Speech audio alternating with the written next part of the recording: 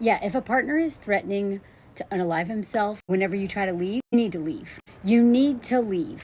And it really frustrates me because men they weaponize everything, okay?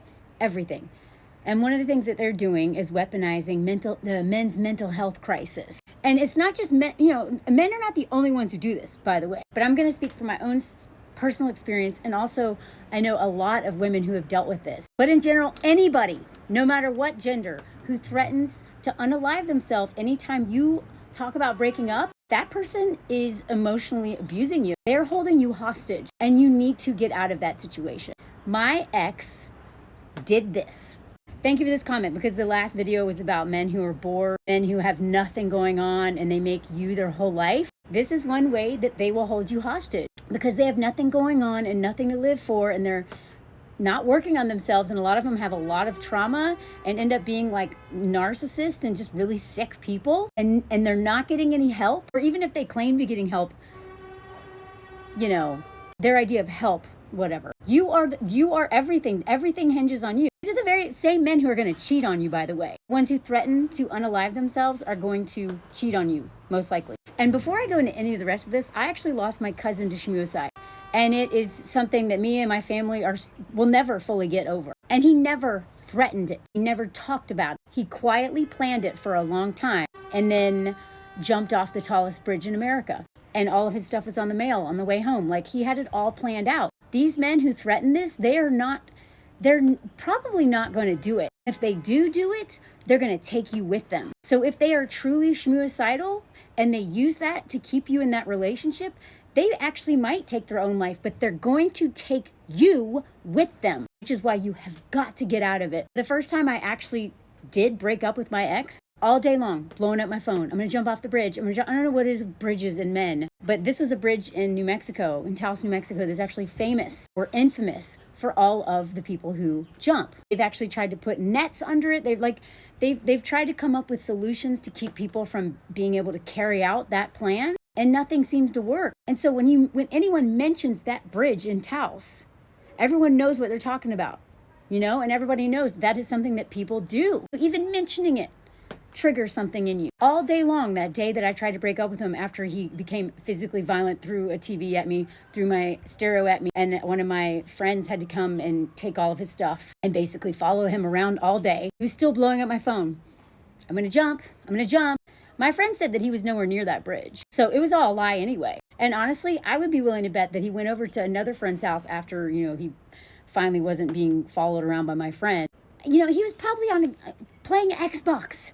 These men they're liars. They're liars. And the thing is that yes, schmuicide is a very big deal.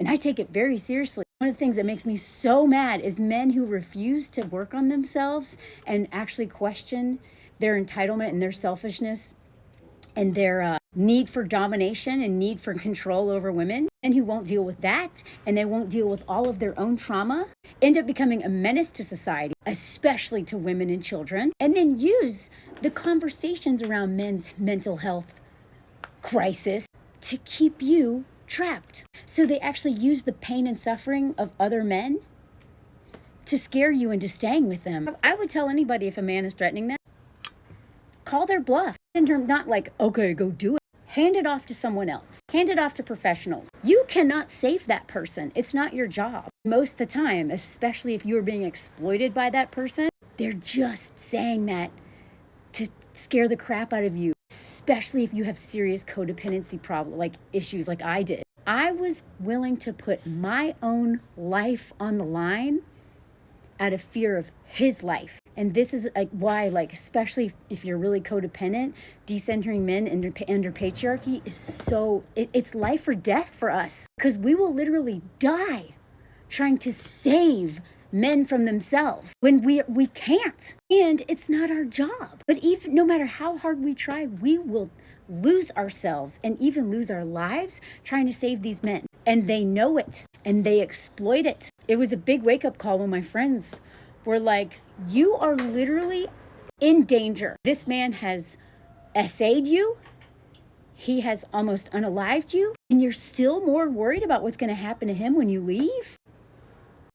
That's the mind fork. That's what somebody who has, when you have a lot of healing to do with your own codependency and you get involved with a man like that, you will literally die trying to save him. And it's so tragic because the whole time he never cared about you. And honestly, that man was cheating on me when all that was happening anyway. He'd been cheating on me. He was on Craigslist. And I've showed those receipts before. He was looking for hookups on Craigslist and hooking up with a girl at the restaurant down the road and hooking up with another girl. I mean, I found it all in his text. I talked to them. I was like, hey, just so you know, I'm friends with one of those girls now. We bonded over surviving this man. So if a man ever threatens that, or any partner ever threatens that, get mental health crisis people involved. You can't have that on your conscience, because if you leave to protect yourself and then they do it to get back at you, you'll never forgive yourself. And worst case scenario, they do it and they bring you with them. Please don't take this stuff lightly. And please never center a man's safety over your own.